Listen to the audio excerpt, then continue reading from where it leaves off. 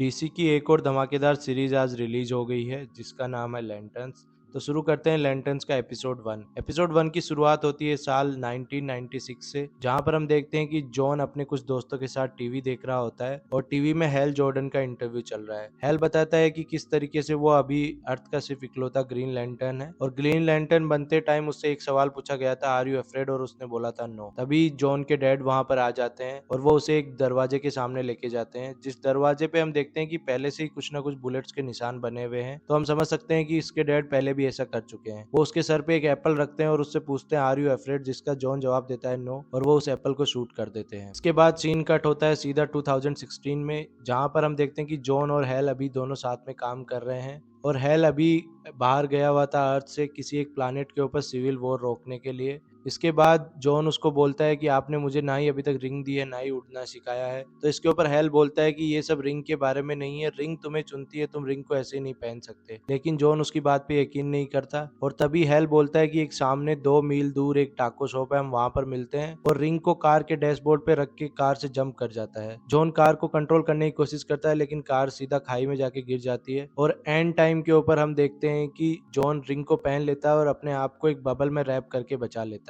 फिर जॉन पैदल टाको शॉप की तरफ जा रहा होता है। वो अपने डैड को कॉल करके बताता है कि अभी अभी हैल ने मुझे मारने की कोशिश करी। इसके ऊपर उसके डैड बोलते हैं कि तुम्हें ग्रीन लैंटर्न बनना है तो ये जो सब है वो एक ट्रेनिंग का पार्ट है, तो तुम्हें इस सब के थ्रू जाना होगा। तो इसके ऊपर जॉन बोलता है ओके, और फिर हम देखते हैं कि उस रिंग से एक होलोग्राम निकलता है हेल का, जो उसको बताता है कि किस तरीके से लैंटर्न्स को हर वीकली एक अपनी जो रिकॉर्डिंग है वो उसमें अपलोड करनी पड़ती है कॉन्शियसनेस के अंदर, और इसी के थ्रू उनकी रिंग आगे से आगे पास ऑन होती है। लेकिन हम देखते हैं कि अभी 2016 चल रहा है और पिछले 10 साल से हेल ने ऐसा कुछ भी नहीं किया है। हमें पता चलता है कि हेल के होलोग्राम को एक इन्फॉर्मेशन देनी है, जो जॉन के बार बार पूछने पे सिर्फ एक सेंटेंस पे बताता है कि there is a hell in Rushville Nebraska. मतलब रशविल नब्रास्का में कुछ तो गिरने वाला है या कुछ तो होने वाला है। तो इसी के ऊपर वो गायब हो जाता है वहां से। जॉन जैसे ही टाको शॉप पे पहुंचता है तो वो देखता है कि हेल पहले से ही वहां पे बैठा था और वो हेल को बताता है कि एक होलोग्राम निकला और उससे उसको पता चला कि कुछ ना कुछ तो नब्रास्का रशविल में होने वाला है। ये सुनते ही हेल वहां से उड़ के चला जाता है और जॉन फिर हम देखते हैं कि बेचारा किस तरीके से प्लेन में बैठ के गाड़ी से वहां पर पहुंचता है। वो एक बेसबॉल फील्ड पे पहुंचता है जहां पर देखता है कि पहले से ही बहुत सारी पुलिस है। एक पुलिस वाला उसे रोकता है लेकिन जॉन के अंदर घुस जाता है और अंदर जाके वो हेल से मिलता है। हेल को बोलता है कि यहाँ पर ऐसा क्या हो रहा है कि तुम्हें इतना जल्दी यहाँ आना पड़ा और तुम 6 घंटे से सिर्फ यहाँ बैठे हो, कुछ कर क्यों नहीं रहे हो। तो इसके ऊपर हेल बोलता है कि यहाँ कुछ तो गड़बड़ हुआ है, और वो बोलता है कि अभी हम देखते हैं कि किस तरीके से ये सब चीज़ें अनकवर होती हैं।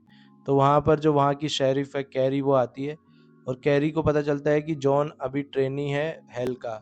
इसके ऊपर वो उन दोनों का मजाक उड़ाती है और बोलती है कि ये तुम्हारा एरिया नहीं है, तुम्हें यहाँ पर नहीं रहना चाहिए, हम इसको देख लेंगे। और फिर हमें पता चलता है कि हेल को लगता है यहाँ पर कुछ ना कुछ तो गड़बड़ है और उसे लगता है कि ये जो मास शूटिंग हुई है यहाँ पर कोई भी विक्टिम के साथ वाला नहीं है, तो इसका मतलब है कि ये कहीं ना कहीं तरीके से एलियंस से जुड़े हुए हैं। तो शेरिफ उसकी बात पर यकीन नहीं करती और वो वहाँ से चली जाती है। वो उसको ये बोलती है कि पुलिस इस चीज़ को कंट्रोल में रखना चाहती है, इसलिए हर चीज़ बाहर नहीं बता रही है और हमें इसको अपने तक ही रखना चाहिए। लेकिन हेल और जॉन को आगे चीज़ें अनकवर करनी है। इसके लिए जब जॉन पूछता है कि यहाँ पर ऐसा क्या हुआ होगा तो हेल बोलता है कि तुम सोचो क्या हुआ होगा और ये एक तुम्हारा टेस्ट है। तो इसके ऊपर जॉन बताता है कि मुझे लगता है यहाँ पे जो गेम हो रहा था उसके अंदर जो 2 टीम थी, उसमें से जो टीम जीती थी उसके अपोजिट वाले लोगों ने शूटिंग करी होगी गन से, और इसी के चक्कर में 2-3 लोग मर गए। लेकिन उन सबकी एक यूनिक चीज़ थी कि उन सब ने सेम टी शर्ट पहन रखी थी, तो इसके ऊपर उनका डाउट और ज़्यादा बढ़ जाता है। तो इसके बाद जॉन हेल को कहता है कि मुझे लगता है जो होलोग्राम ने एक सेंटेंस बोला था, there is a hell in Rushville Nebraska, उसका मतलब ये है कि तुम्हें पहले से ही पता था कि यहाँ पे कुछ ना कुछ होने वाला है और यहाँ पर एलियंस आने वाले हैं। तो इसके ऊपर हेल बोलता है कि ये मेरा केस है और मैं अपने आप इसको संभाल लूँगा, तुम इससे दूर रहो। और तभी जॉन दोबारा से फील्ड की तरफ दिखता है तो उसे एक अजीब सा आदमी दिखता है जो अभी भी वहाँ पे खड़ा था और उसी के साथ उसी के पास एक टी शर्ट गिरी हुई थी। तो वो समझ जाता है कि ये भी इनके साथ था, लेकिन ये अभी तक यहाँ पे क्यों खड़ा है। तो हेल बताता है कि उसे भी इसी के ऊपर शक है और जॉन बोलता है कि हमें ये सब शेरिफ को बता देना चाहिए क्योंकि ये इसका केस है। तो हेल बोलता है कि अगर तुम्हें लगता है तो तुम जाके उसको बता सकते हो। तो जैसे ही जॉन शेरिफ को बताने जाता है तो हमें पता चलता है कि शेरिफ को पहले से ही पता है ये सब कुछ और उसे भी उसी आदमी पे शक है। इसी के बाद हम देखते हैं कि उस आदमी को डाउट हो जाता है और वो वहाँ से दौड़ने लग जाता है और शेरिफ और जॉन उसका पीछा करते हैं। जॉन किसी तरीके से बिल्डिंग से ऊपर नीचे भाग के उसके सामने आके उसको एक मुक्का मार के गिरा देता है। तभी शेरिफ उसे अरेस्ट करके पुलिस स्टेशन ले जाती है। इसके बाद जॉन और हेल एक बार के अंदर पहुंच जाते हैं ड्रिंक्स पीने के लिए, जहां पर हेल अपनी रिंग से कुछ मनी काउंटरफिट करके एक ही गाना बार बार लूप पे चला देता है। फिर हेल और जॉन बात कर रहे होते हैं तो जॉन उससे पूछता है कि तुम ग्रीन लैंटर्न कैसे बने, इसकी कहानी बताओ। तो हेल बोलता है इस कहानी से तुम्हें क्या मतलब है, लेकिन जॉन बोलता है कि जो नब्रास्का में हो रहा है उसके पीछे इसका लिंक है, इसलिए मुझे तुम्हें बताना ही होगा। तो इसके ऊपर हेल उसको बताता है कि किस तरीके से वो अपने घर के ऊपर सो रहा था और अचानक से उसके पूरी बॉडी में वाइब्रेट होने लगा और ग्रीन बबल उसके चारों तरफ आ गया। फिर वो उसे उड़ाकर ले जाने लगा जेट की स्पीड से भी तेज, और उससे एक ही सवाल पूछा गया कि आर यू अफ्रेड और नॉट। तो इसके ऊपर हेल ने बोला नो। फिर वो यहाँ पर जो इंसिडेंट हुआ है इससे कुछ ही दूरी के ऊपर एक स्पेसशिप गिरा था वहाँ पहुँचा, जहाँ वो देखता है कि एक एलियन मरने वाला था। वो जो भी बोल रहा था वो सब उसको समझ नहीं आया, लेकिन जैसे ही उसने उसको रिंग दी और हेल ने अपनी रिंग को उस हाथ पे पहना तो उसको सब कुछ समझ में आने लग गया। उस एलियन ने बोला कि तुमको आज से सेक्टर 2814 की रिस्पॉन्सिबिलिटी लेनी है और वहाँ जो कुछ भी होता है उसको बचाना है। तो इसके ऊपर हेल बोलता है कि मुझे बिल्कुल भी पता नहीं था क्या करना है, लेकिन ये ज़रूर है कि ग्रीन लैंटर्न्स के जो भी लोग हैं वो कभी भी नहीं चाहते थे कि अर्थ को ये रिंग मिले, क्योंकि अर्थ उनकी ज्यूरिडिक्शन से बाहर था और उनको कोई फ़र्क नहीं पड़ता अर्थ के ह्यूमन बीइंग से। फिर हम देखते हैं कि वो जो गाना बार बार लूप पे चल रहा था उसकी वजह से कुछ पूल टेबल पे जो लोग खेल रहे होते हैं वो जॉर्डन को आके बोलते हैं कि इसको बंद कर दो वरना हम तुम्हें यहाँ से उठा के फेंक देंगे। इसके बाद जॉन समझ जाता है कि हेल ने ये ज़बरदस्ती से गाना चलाया है ताकि उनकी लड़ाई हो जाए और पुलिस उसे अरेस्ट करके ले जाए, और जो थोड़ी देर पहले एक एलियन को पुलिस ने पकड़ा था वो उससे पूछताछ कर सके। फिर हेल उसको बताता है कि उसको हमेशा ही लगता था कि यहाँ पे कोई ना कोई खतरा आने वाला है, इसलिए उस खतरे की रखवाली के लिए उसने वो होलोग्राम बनाया ताकि उसको पता चल सके। इसके बाद हम देखते हैं कि हेल खड़ा होकर उनकी तरफ जाने लगता है और जॉन को कहता है कि अगर वो मुझे कितना भी मारे तो मुझे बचाने मत आना। और इसके बाद वो जाके जो पूल टेबल पे लोग खेल रहे थे उनसे ज़बरदस्ती लड़ने लग जाता है, और तभी वहाँ पर पुलिस आ जाती है और हेल को पकड़ के ले जाती है। और हम देखते हैं कि एक लेडी जो जॉन के पास बैठी थी वो उससे बात करती है कि तुम एक स्पेस कोप हो, तुम्हें ये रिंग पहन लेनी चाहिए। लेकिन तभी जॉन उसको बताता है कि नहीं, मुझे नहीं लगता मुझे ये रिंग पहननी चाहिए अभी। और साथ ही साथ वो उसको बताता है कि कैसे ग्रीन लैंटर्न्स ने हेल को चुन रखा है और अगर हेल को कुछ हो जाता है तो बैकअप के अंदर जॉन है और वो फिर ग्रीन लैंटर्न बन जाएगा। लाइक कैसे तुम किसी भी स्ट्रेंजर को ये सब कुछ बता रहे हो। इसके बाद हम देखते हैं कि वो लेडी बाहर जा रही होती है और जॉन को बोलती है कि तुम मुझे मेरी कार तक छोड़ दो, और तभी वो दोनों कार में जाके धूम मचाते हैं। नेक्स्ट सीन में जॉन पुलिस स्टेशन पहुंचता है अपने पार्टनर हेल को बेल कराने के लिए। वो शेरिफ को बोलता है कि मैंने पहले ही उसको बोला था कि ये सब प्लान ना करे, लेकिन शेरिफ को पहले से ही पता था सब कुछ, इसलिए उसने उसको जेल में बंद करने की जगह एक सिर्फ रूम में बंद कर दिया था।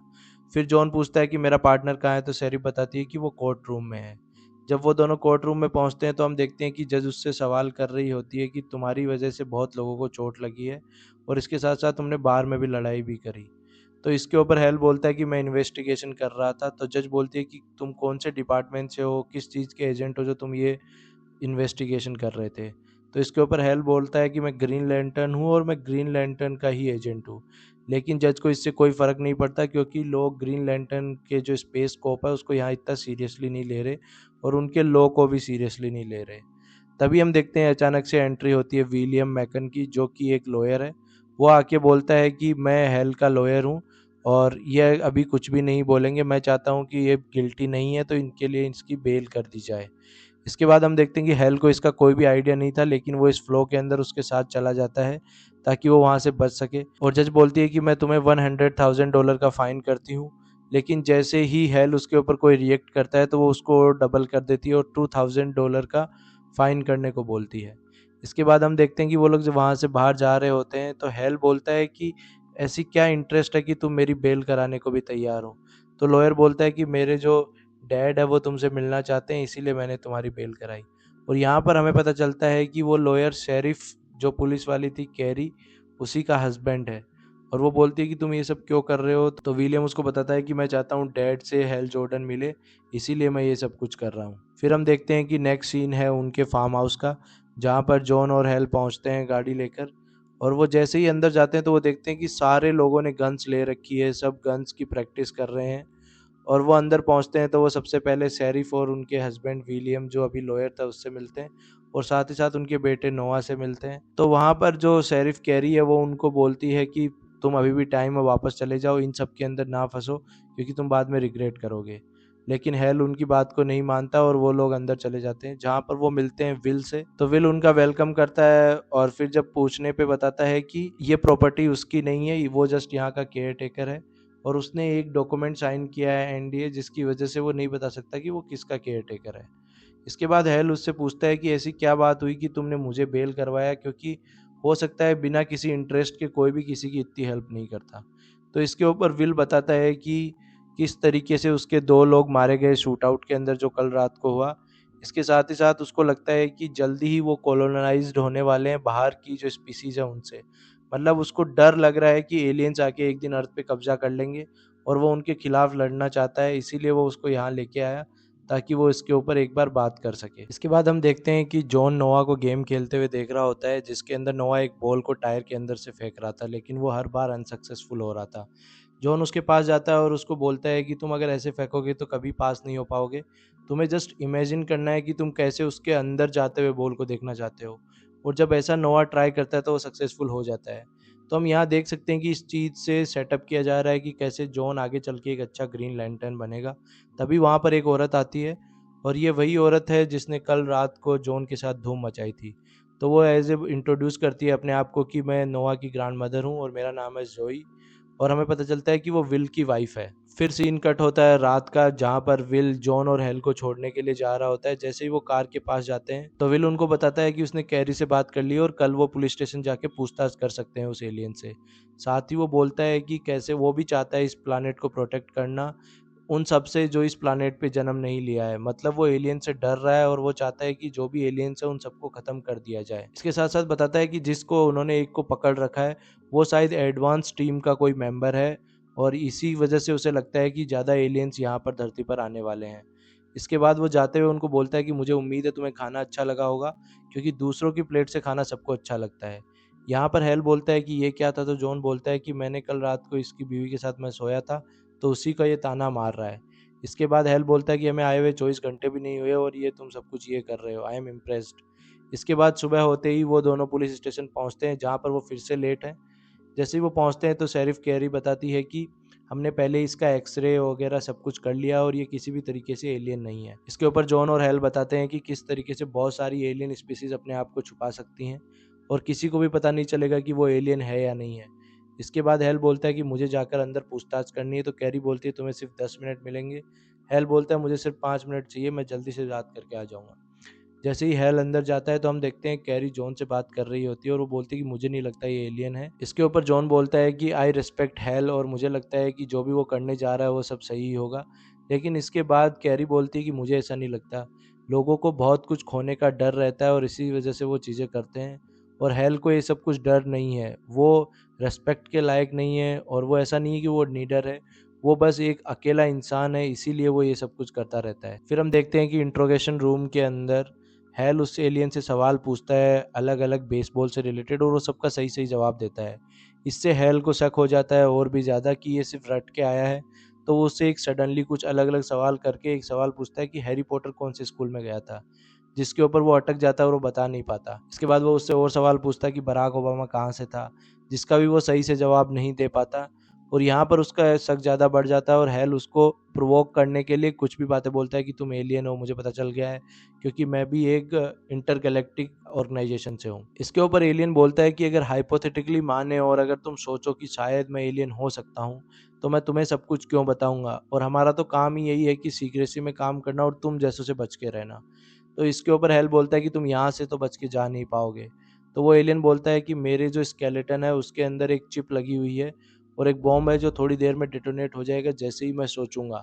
तो या तो तुम मुझे यहाँ से जाने दो या फिर मैं इतना ज़्यादा ब्लास्ट करूंगा ये पूरा टाउन उड़ जाएगा। इसके ऊपर हेल बोलता है कि मेरे पास ये रिंग है और इससे मैं तुम्हें कवर करके सबको बचा लूंगा। और इसके ऊपर एलियन बोलता है कि तुम्हारे पास तो लैंटर्न ही नहीं है, तो तुमने इसको चार्ज कर रखा है या नहीं कर रखा। हेल बोलता है कि नहीं, ये इनफ चार्ज है। और फिर हम देखते हैं कि वो जो एलियन है वो उसको और ज़्यादा प्रोवोक करता है ग्रीन लैंटर्न की लाइन बोल बोल के, और इसी के ऊपर हेल को गुस्सा आ जाता है और वो उसको पकड़ के कांच के चिपका देता है। और वो बोलता है कि तुम यहाँ से बिल्कुल भी बच के जाने नहीं वाले, तुम बस ये बताओ कि आगे क्या होने वाला है। लेकिन वो कुछ भी नहीं बताता और धीरे धीरे बीप बीप बीप होने लग जाता है, यानी कि बॉम्ब जल्दी ही डेटोनेट होने वाला है। जॉन और कैरी एक टेबल के नीचे छुप जाते हैं बॉम्ब से बचने के लिए। तभी अचानक से बॉम्ब ब्लास्ट होने ही वाला होता है कि हेल उस पूरे एलियन को एक ग्रीन एनर्जी के अंदर कवर कर देता है।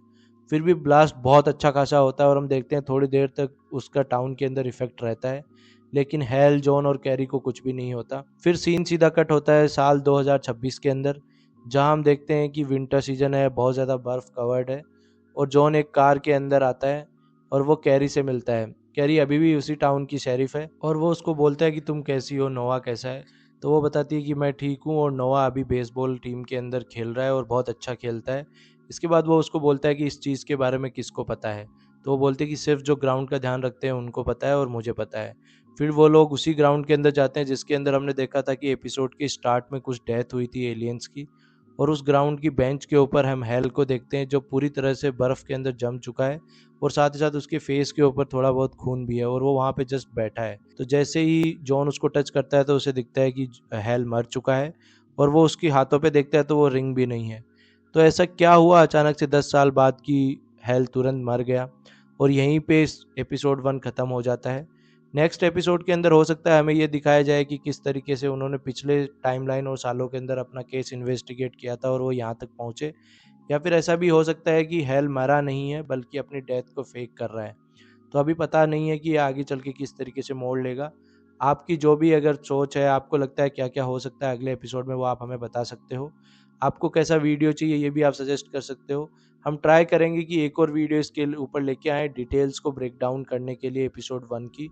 और साथ ही मिलते हैं नेक्स्ट एपिसोड के ब्रेक डाउन और रिकैप के साथ। और मैं इसी तरीके से बाकी एपिसोड भी हिंदी में एक्सप्लेन करता रहूँगा। तो इसके लिए सब्सक्राइब करें कॉमिक फ्लिक्स को। और हम टारगेट करते हैं एटलीस्ट 500 मोर सब्सक्राइब्स का। तो मिलते हैं नेक्स्ट वीडियो में, तब तक के लिए बाय।